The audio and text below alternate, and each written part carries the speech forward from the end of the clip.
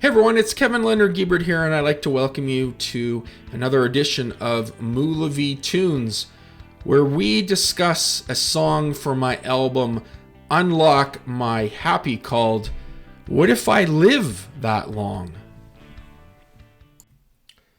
My great-grandma called me Seven, 'cause she just couldn't say Kevin. She lived to be 107. What if I live that long? Do you ever wonder how long you're going to live? Or if you will have enough moolah at the end rather than days left? Now, we all have tragedies in our lives, and we all have people that we love that leave this earth way too soon. And I had the privilege of having a great grandmother live to 107, and she passed away around probably when I was 12 or 13 in the mid 80s. And for whatever reason, she couldn't say the consonant K, so she called me Seven. And in this song, it just made sense. Is my great grandmother called me Seven because she just couldn't say Kevin? She lived to be 107. And then what if, I ask you this question, what if you live that long? Many times in life we wrestle decisions with what to do. It is much more than a cap and gown.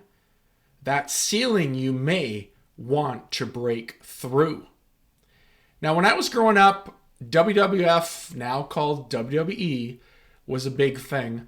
And not that we all know that there's storylines in wrestling.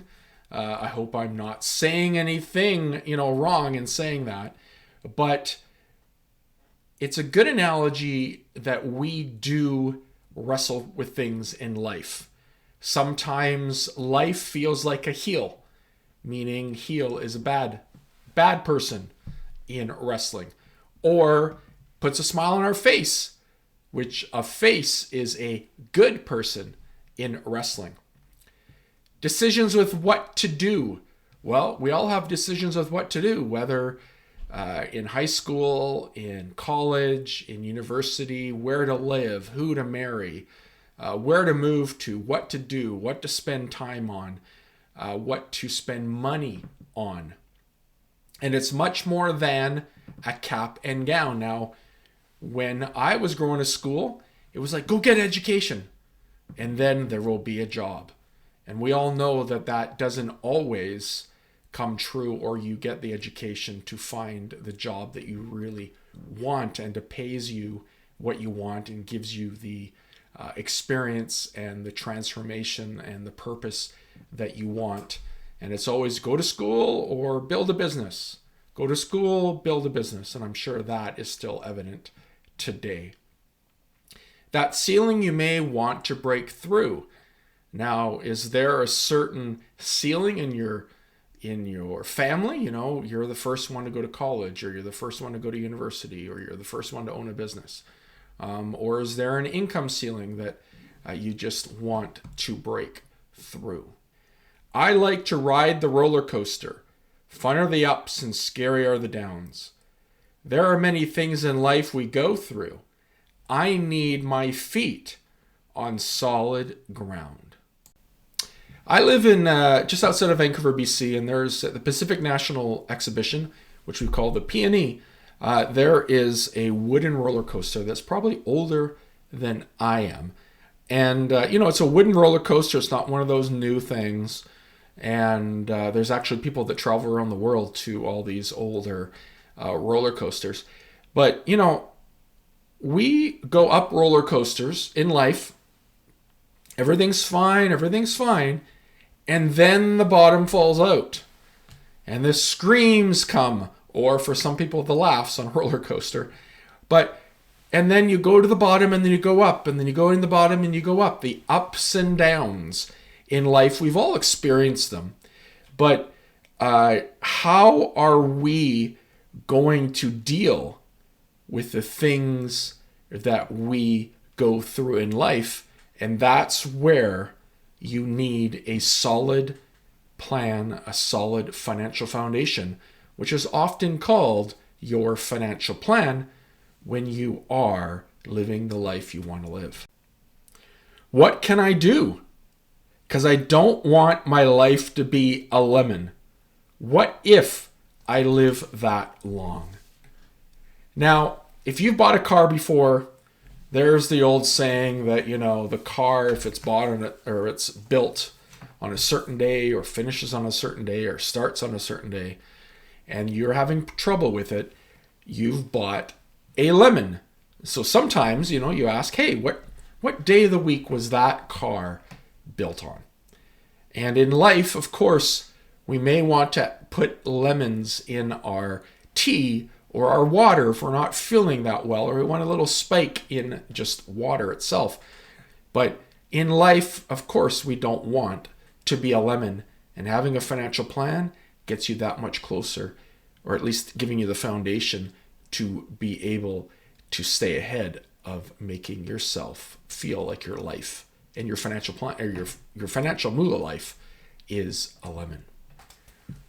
I want to call in retired. What if the numbers don't match? Is the risk too much to be taken? Does another plan have to hatch? Now, there's a lot in those lyrics, so let's just take them one at a time, one verse at a time. I want to call in retired. Now, that is of the thought that, when we go to work, if we're not feeling well, we phone in sick, right? But we'll be there the next day or the following couple days, depending on how we're back to full strength or close to it.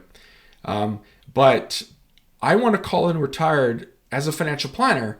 Why I wrote that lyric was that I want to have those that work with me to be able to have a financial plan. So when they, not that you want to, just phone in and say, hey, I quit, but with the thought of that, you can get up in the morning knowing that if you decide to retire that day or in the future, then you won't have to go back, or at least you won't have to go back to work unless you want to.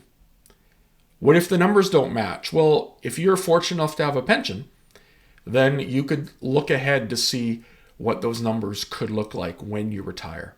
But also, if the returns you're not getting, or you're not happy with the returns you're getting, or we're experiencing ups and downs in the market, if those numbers don't match, then it's one of those things of save more, take more risk, retire later, or you might have more days than money left when you are maybe 107. And then, is the risk too much to be taken? Well, risk tolerance, if you don't want any risk at all, then you got to look at guaranteed investments, right? Depending on where you live and that sort of thing. But risk tolerance can mean different things to different people. So it's important to know if you feel like you're taking too much risk or not enough risk. And then lastly, does another plan have to hatch? Well, you go out and get your oil changed. You change your plans in life depending on your experiences. And you just have to think of, like, if you have your financial plan and you haven't looked at it for a while, does your financial plan need to get looked at and need an update from a financial planner like myself? When I go out for a drive, I get to the intersection. The light will be green, amber, or red. Do I need to make a split decision? I always remember my parents taking us out to a place called Crescent Beach, White Rock, in just outside of Vancouver. And we'd go on a Sunday ride, go in the Cougar, and we'd go for ice cream or whatever we're having. But as you're driving in life, when we get to an intersection, the intersection is going to be green, or the light of the intersection is going to be green, turn amber, or turn red. And we all know if you are driving, that those lights can change when you're approaching the intersection. And you need to say, okay, I need to, if it's green, I can go. If it's amber, do I have to go or do I need to stop, slow down and sort of stop? Or if it's red, that we do need to stop before we get into the intersection, of course, to stay safe. But in life, is it a go? Is it something that you need to take caution on? Or is it something you need to stop doing before things get out of place? And sometimes you're going a little too fast and you need to make a split decision. And it's always wise to do the speed limit, drive cautiously, and in life with your financial plan to make sure that you don't run into things like a red light without. Sometimes in life, things happen, unfortunately, that you need to stop, or circumstances change that you have to make a quick decision. Think on your feet, kind of like on the, not to say on the improv stage, comedy stage, but like improvise, right? It's very smart to be able to improvise. So that's the whole idea with driving into an intersection. Are you going to be able to go, slow down, or do you need to stop? What can I do? Because I want my life to be a wonderful expression. What if I live that long? What if I could have? What if I would have? What if I should have? Is it a life I love? So if you ask the question, what can I do? Well, you are the decision maker in your life. And I assume, or I don't want to assume, but I encourage you that you want to live your life so it's not a lemon, but it's a wonderful expression. And only you can define what that expression is, what that purpose is in life, and use the resources and the family wisdom around you to be able to make that decision. Because if you do live that long, to 107, are you going to have, one of the sad things in life is I lost my mother at 65, and she had cancer, and she was in palliative care for the last week or maybe 10 days before she passed away. And towards the end, she couldn't talk, but I'm sure her mind was still as strong as before. And I just hope that she was thinking of memories, not what ifs, even though she was, only here for 65 years. But when I think of that, and when I do financial plans for clients, and even, earlier on in your life, you've probably experienced that, is what if I could have? What if I would have? What if I should have? So would have, could have, should have, right? You want to have a plan where you're not thinking of those, right? Or at least you can look back and say, hey, I did everything that I could do with the resources and the smarts that I did have and the support around me. And you say, hey, is it a life I love? And if it is, great. If it's not, then what are you going to do to change that so you don't have the could haves, would haves, should haves if you live that long? Making decisions on a teeter-totter or having to move the ducks around. Can't wait for the paycheck to get here. Don't want the debt as I always feel drowned. Now, if you're looking at making decisions, well, if you think of a teeter-totter, we go to the park when we were a kid or with our kids or grandkids, friends, and you see the teeter-totter, two people on it, one person puts their weight down, the other goes up, and vice versa, right? So it's basically a decision creates a reaction. A decision creates a reaction. Unless you're trying to both, sit on level ground, But, if you're thinking of a teeter-totter, it's always great to, bounce and bounce and bounce, right? But you got to be careful you don't fall off. But making decisions is like a teeter-totter in life, because a decision you make will have a result in the future that you hopefully know of, but sometimes in life it is a bump and you do fall off. Or having to move the ducks around. Now, in life, if you're looking at your budget, or what I like to call a moolah flow, you could have the same amount of money coming in, but it's how you move the ducks around, how you move the money around, how you make different decisions, how you have your wants and needs, how you prioritize your wants and needs. Now, a want could be a need for someone else, okay?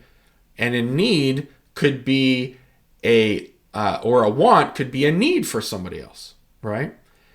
And there's also fixed costs and variable costs. Okay, fixed is your hydro, your rent, your mortgage, your car insurance, variable could be gas or the amount of gas that you put in your car, okay? But those are moving the ducks around. We do have to do a lot of that in life rather than just going to the park or a pond and seeing the ducks move around. And sometimes the ducks dip under the water, so you can't be seen. And sometimes you want to do that in life where, we don't want to be seen because we are not attaining the goals that we want to get. Can't wait for the paycheck to get here. Now, if you're an employee, you get your paycheck once a month, every 2 weeks, twice a month, that sort of thing. And there is something, you can go to certain stores and get loans. I'm not recommending that at all. But if you are ending up at the end of the week where you're, on Monday waiting for that paycheck to get there on Friday, then you should really relook at what your budget or your moolah flow is and creating an emergency fund so you can draw on and then top it back up after you get your paycheck. Don't want the debt, as I always feel drowned. Now, debt, there's good debt and bad debt, and I'm not going to get into that right now. The good debt is debt that you're using to get ahead in life. Bad debt is, your credit card debt and that sort of thing that you can't pay off. But sometimes, you might feel drowned in the amount of debt, the overwhelm, the thinking, the getting up at 3 o'clock or waking up at 3 o'clock in the morning, wondering, that interest rate that I'm paying on that debt, and I need the money at the end of the week when my paycheck comes is not going to be enough. So we want to make sure that we manage that debt, use it effectively, but also have a plan to be paying that off if you have to use debt. And, one of our biggest investments is our house. So, we have to be careful with not only having debt, but be able to service and pay that debt off. And that's why it's great to work with a financial planner like myself, because we can go through that together. Run the race and you may fail. Walk the course and you may succeed. Save for a rainy day. I need to know how much I need. So running the race and you may fail. I was pretty fast when I was a kid, known for my speed on the soccer field. But again, that's early on. Age 12, age 13, age 14. But if you're rushing things, you might get to the destination faster, but it might be with consequences. Walk the course and you may succeed it might take you longer to get to your destination, but because you took the time, you may have more of a valuable outcome.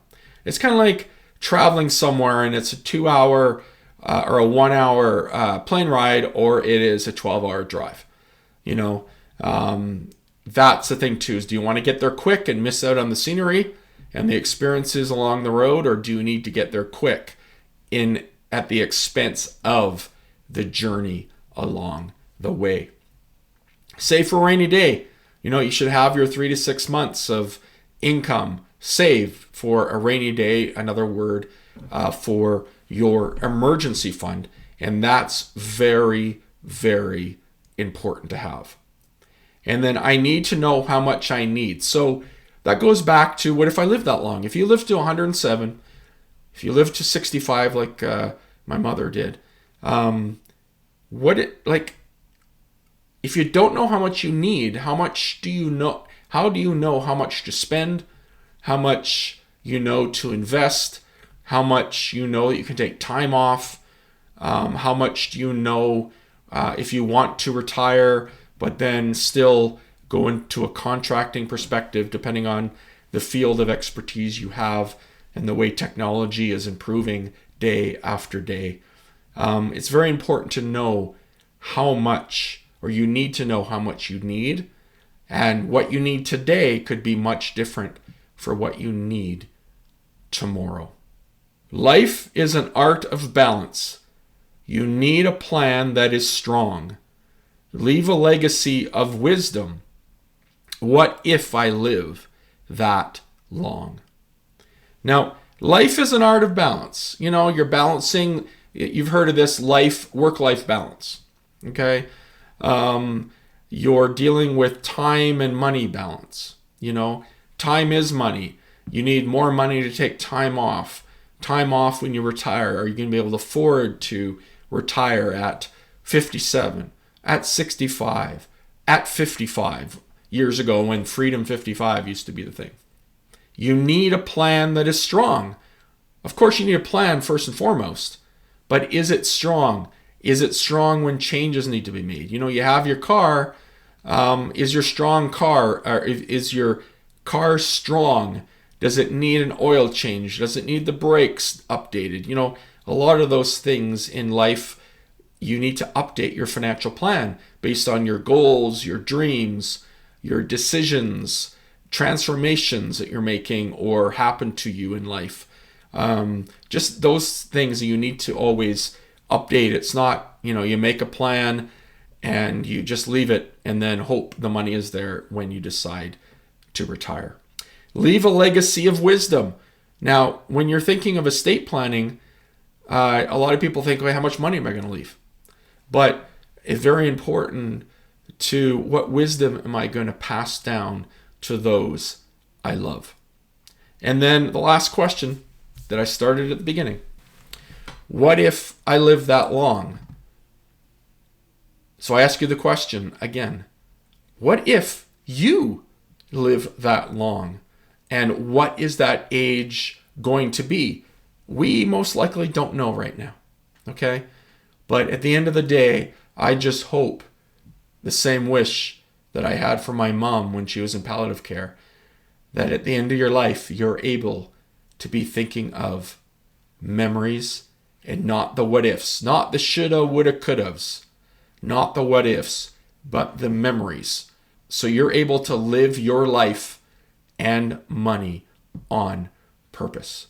So till next time, or till the next moolah tune, this is Kevin Giebert, and thank you wherever you are, as I say good morning, good afternoon, good evening, or good night, wherever you are tuning in. Take care. Bye-bye.